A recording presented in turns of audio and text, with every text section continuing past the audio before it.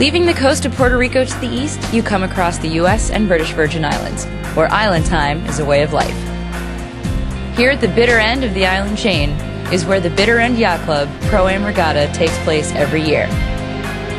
This is the regatta where any guest of the resort sails with the sport's top stars. All you pros and amateurs out there, this could be you.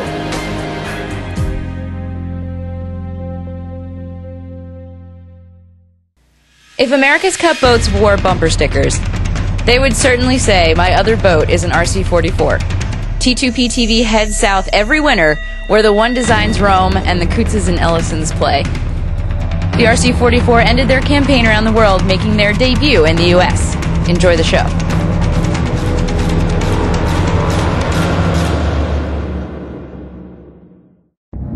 Sarasota, Florida is traditionally known for warm, sunny conditions that are typical here in South Florida. But today, a chilly northerly breeze greets the fleet of 37 boats as they head out on Sarasota Bay for a pursuit-style race. Hang on, everybody. Also on the playlist is the Sarasota Yacht Club Invitational Regatta, where 50 yachts take on a stiff breeze in the Gulf of Mexico. Oh, it is carnage at the top of the track. Someone is dragging the mark dead downwind. They were doing a solid 15 to 18 knots of boat speed and just slammed into this sandbar. Oh, Catch Me Out has trouble wiping out behind the Nuggets 24. Mother Ocean's on starboard. She'll go for a shoot. Puts her bow up and has done it. A great way to finish the race. The ISAF Rolex World Sailor of the Year Award ceremony was held in Athens, Greece this year to crown the 2010 God and Goddess of Sailing. Held since 1994, the award is an annual selection amongst an international open nomination and decided by 130 ISAF member nations votes. This year, Blanca Monchon of Spain attended the ceremony with her friends and family, being the third time she has earned a nomination. This year, her performance in the RSX Windsurfing International scene got her the win. She was first overall in the ISAF Sailing World Cup and first in the Women's RSX World Championship. To win the ISAF Rolex World Sailor of the Year was incredible for me. It's all my family with me here, and it's amazing because I was so nervous, and all the girls have a really high level and 3 times nominated, and today is a good one. It's really important for me. Tom Slingsby of Australia couldn't make it to the ceremony due to electrical storm flight cancellations, but was contacted by phone, at first thinking he was getting on the horn to discuss laser sailing. More like discussing winning the ISAF Rolex Yachtsman of the Year award. I remember about 10 years ago, actually, sitting on the rocks at Sydney Harbour, watching two greats back then, Ben Ainsley and Robert Scheidt, two former acceptants of this award, go to battle at the Sydney Olympics, and I remember that was when I first decided this is really what I want to do, and so it's just a great honour to be set in the same breath as people like that, people who I've looked up to. Amongst his incredible record in 2010, Slingsby won steering the laser and bowing the Etchells World Championship, and placed second in the Far 40 World Championships as a tactician. Congratulations to the nominees and the winners. The world is about 70% covered in water, and every day there are trailblazers telling newsworthy tales from newsworthy places. Meet T2P's Lindsay Foster, who is tracking these mavericks down and bringing you their stories.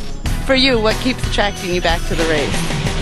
Slam brings you sailors who define the sport. It's going to be a bumpy ride. Every week, Desktop News took you around the world to cover most of the international regattas. Fantastic stories of great hope mixed with deep emotions describe the highlights of this ending year. Sebastian Destremo, he brings the sailing to you. He's like a server at a 5-star restaurant. He just keeps dishing it out every week. In his kitesurf, the American Rob Douglas sailed the 500 meters specially constructed canal in Lüderitz at a staggering speed of 55.65 knots.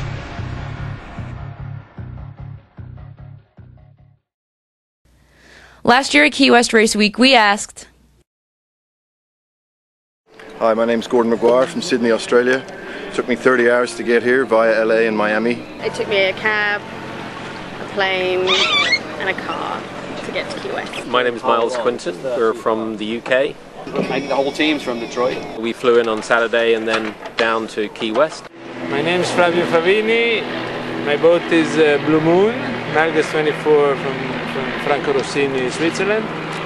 We sailed to here, so it took us 4 weeks to cross the Atlantic Ocean to come to Key West.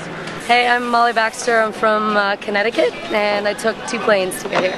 Which was fun because we had to bring our sails with us, so we had a 190 centimetre box to get through, which everyone looked at and we denied was sails all the way. So far it's been worth it. But I'm pretty glad I'm here. This year, look out for Lindsay and Ashley. We're going to be down in Key West looking for a story.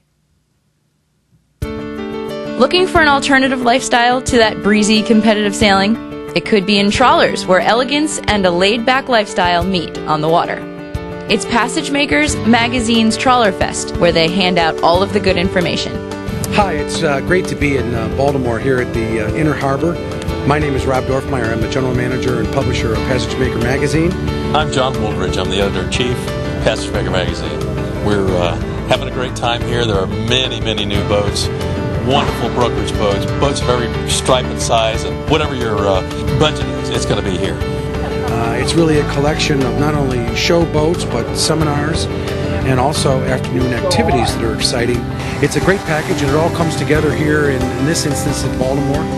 Education really is the foundation of this show, and we'll do everything we possibly can to fulfill cruisers or would-be cruisers' information needs, and we will pursue that here. We'll pursue that in the magazine. We'll pursue that in our electronic newsletter. It's all original material, and we think we have it focused just right.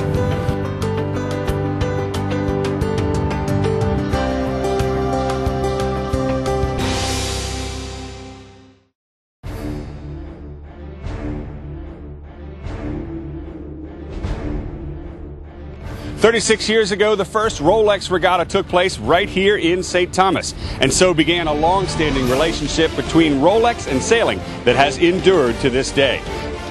Today, the Rolex Regatta is one of the best on the international circuit, and sailors lucky enough to win the top classes can also take home a brand new Rolex watch.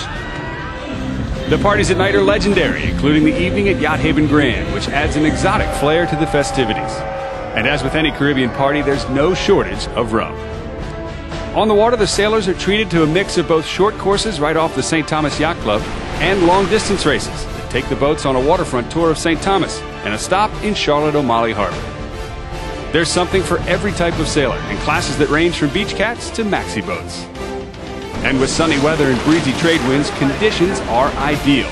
How can it be any better?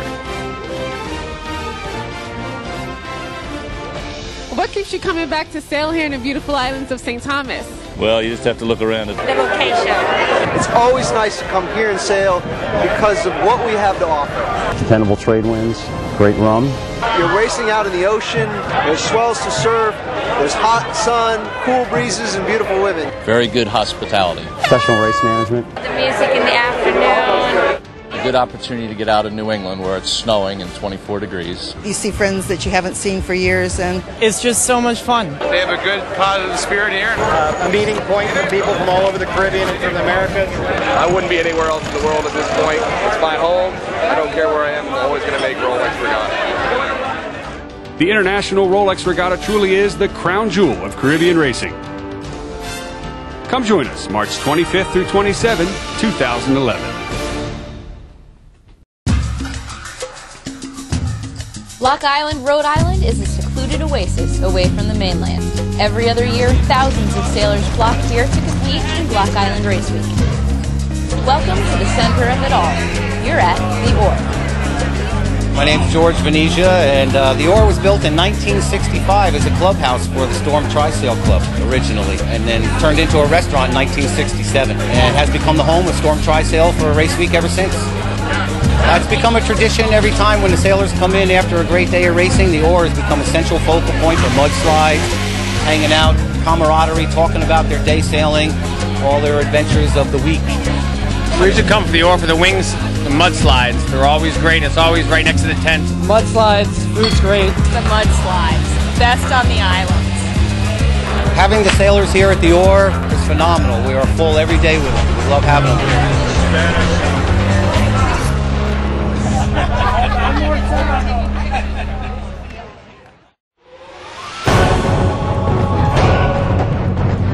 You're watching T2P TV.